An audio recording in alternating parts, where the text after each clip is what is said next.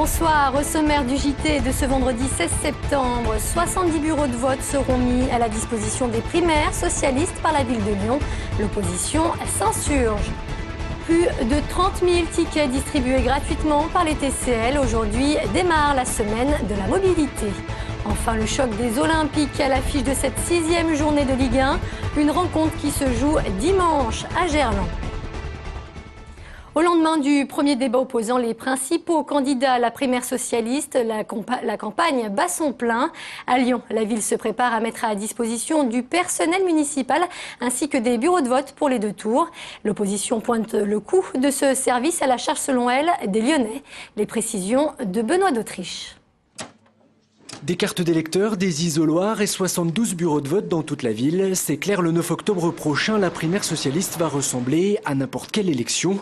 Au PS, on explique que tout cela est légal, conforme à une circulaire du ministère et que le parti paye pour l'organisation du scrutin. Pour tous les personnels qui contribuent à l'ouverture des locaux, à l'entretien, à la bonne marche des choses, ces gens-là auront une rétribution additionnelle venant du Parti socialiste. La seule chose qui est mise à titre gracieux, mais ceci est de tradition à Lyon et ça a fait jurisprudence depuis très longtemps, ce sont les locaux. Le problème, selon l'UMP, c'est justement le montant demandé par la mairie au Parti socialiste pour rémunérer les employés municipaux, un montant que l'opposition juge bien inférieur au coût réel de l'opération. L'accès est quand même peu coûteux. Il y a 2 poids 2 mesures dans cette ville en fait. Quand le Parti socialiste demande quelque chose, il l'a à de bonnes conditions. Si c'est l'UMP qui demande quelque chose pour les équipements de la ville ou pour des équipements de la ville qui sont confiés en gestion à d'autres, là ça marche pas. Les 2 partis vont avoir l'occasion d'en discuter lundi lors de la prochaine séance du conseil municipal. Les primaires du PS, c'est toujours prévu le 9 octobre prochain. Les socialistes attendent plus d'1 million de bulletins dans les urnes dans toute la France. Enfin, une bonne nouvelle pour les Véninov. Ils viennent d'apprendre que 2 repreneurs potentiels venaient de se manifester. Il s'agit d'une entreprise autrichienne et d'un fonds d'investissement suisse. Une nouvelle prise avec beaucoup de précautions toutefois par les salariés qui souhaitent que tous les emplois soient préservés. Les pistes sérieuses sont Windagger, qui est un Autrichien qui est spécialisé dans les articles de bricolage, et Springwater Capital Alven, qui est un fonds d'investissement suisse. Ces gens-là ont un projet industriel pour le site de Vénissieux, donc on conserverait la fabrication de la toile cirée. S'ils rachètent, c'est pour ça. Ils vont pas s'amuser à racheter une entreprise comme la nôtre pour démonter des machines et en remettre d'autres à la place et partir sur carrément autre chose. C'est pas possible. La décision est attendue dans 3 semaines. Les plongeurs de la gendarmerie sont tombés sur un véritable magot mardi dernier. Un stock de 64 kilos de pièces jaunes viennent d'être en effet découverts au fond du Rhône, sous le pont de Solèze. 2 kalachnikovs situés à proximité ont par ailleurs été remontés. On ne sait pour l'heure s'il existe un lien entre ces armes et l'argent. L'enquête a été confiée à la police judiciaire. Aujourd'hui débute la semaine européenne des transports. Objectif, inciter le public à utiliser les modes alternatifs à la voiture. Cette année, les TCL ont même décidé de distribuer gratuitement des tickets. Plus de 30 000 seront mis à disposition dans différents commerces de la presqu'île. Les explications de Félix Thomen. Des tickets de transport gratuits et pour tout le monde, c'est ce que proposent les TCL et l'association des commerçants de la presqu'île de Lyon à l'occasion de la semaine de la mobilité qui a lieu du 16 au 22 septembre.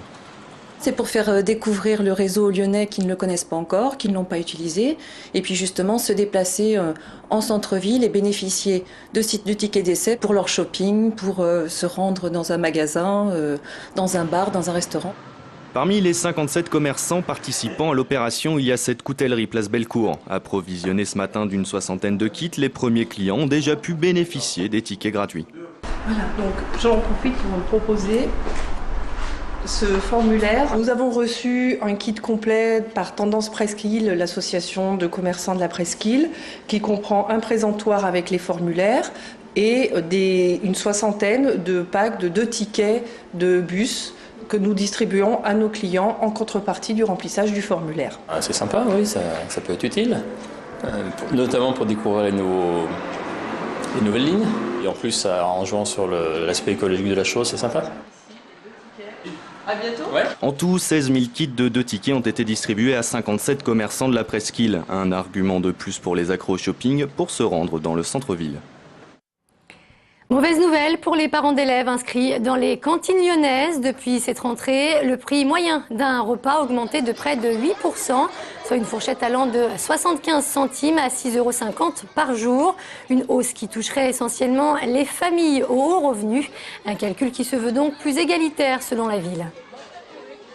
Une grille tarifaire qui va s'étaler de 0,71 à 6,50. Plus de 2 tiers des familles vont payer moins de 4,45 par repas.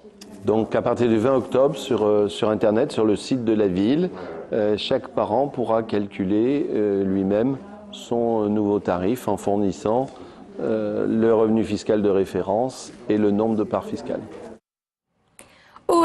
OM, un choc toujours très attendu par les amoureux du ballon rond. Dimanche à Gerland, les Lyonnais tenteront de rester sur leur belle lancée face à des Marseillais à la peine depuis ce début de saison de Ligue 1. À noter un retour possible de Johan Gourcuff à Gerland. Émilie Deschamps. Il reste encore plus de 3000 places à vendre pour la rencontre de dimanche soir et pourtant ce Lyon-Marseille est bien la première grosse affiche de la saison à Gerland. Un match de gala entre deux Olympiques au parcours quasi opposé en Ligue 1. L'OL est invaincu et l'OM n'a toujours pas gagné. Mais face à une équipe qui dispute aussi la Ligue des Champions, cette rencontre aura tout de même valeur de test pour les hommes de Rémi Garde. Athlétiquement, ce sera, je pense, du niveau de la Champions League. C'est presque 2 matchs de Champions League dans la semaine. Je regarde plus les performances qu'ils ont pu avoir, le contenu de leur match depuis le début de saison et je pense que ça ne reflète pas leur classement actuel. 17e au classement de Ligue 1 avec seulement 3 points, Marseille viendra chercher à Gerland sa première victoire en championnat. Les Lyonnais sont prévenus. Deuxième à 1 point de Montpellier, Lyon ne doit pas manquer l'occasion de repousser son adversaire à 11 longueurs dès cette 6e journée. Ça ne change rien pour nous, pour notre approche pour les matchs, non. Mais après les matchs, forcément, on peut faire les calculs. On sait tous faire un peu de mathématiques. Alors que côté marseillais, André-Pierre Gignac est incertain, l'OL pourrait enregistrer le retour de Johan Gourcuff. L'ex-bordelais qui n'a plus joué depuis le 1er mai à Toulouse a participé aux oppositions en fin de semaine et postule donc pour être sur la feuille de match. Il peut être dans le groupe. Voilà. Il est prêt comme un joueur qui n'a pas joué depuis longtemps. L'OL reste sur une victoire 3-2 à domicile face à Marseille, mais Lyon qui était 16e l'an passé à la même période est donc dans la même situation que l'OM, sait à quoi s'attendre. Coup d'envoi dimanche à 21 h. Le Loup, de son côté, se déplace à Brive ce soir. Un match déjà capital pour les hommes de Raphaël Saint-André qui pointent à la dernière place du top 14 après 4 journées. Des Corésiens qui seront d'ailleurs sans doute de sérieux concurrents dans la course au maintien. Théâtre à présent, elle a choisi Lyon pour son grand retour sur les planches. Sophie Marceau se produit à partir de ce soir au Théâtre des Célestins. Elle joue Victoria, unique personnage d'une histoire d'âme, une pièce de Bergman, un monologue où se mêlent souvenirs et réflexions sur la vie. Quand on est dans nos pensées comme ça, on se parle comme ça à soi. Et c'est ce qu'a fait Victoria du début à la fin. Et comme ça, on suit avec elle sa vie. On comprend tout ce qu'a été sa vie à travers ce monologue comme ça. Je pense que beaucoup de femmes peuvent se retrouver un peu dans ce personnage parce que y a beaucoup de vérité, quoi. Une histoire d'âme au Théâtre des Célestins jusqu'au 8 octobre.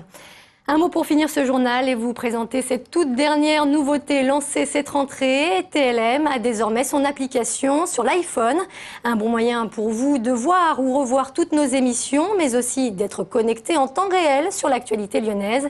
N'hésitez pas à la télécharger, donc en plus, elle est gratuite. C'est la fin de ce JT. Merci de nous avoir suivis. Passez une très bonne soirée sur TLM et un excellent week-end.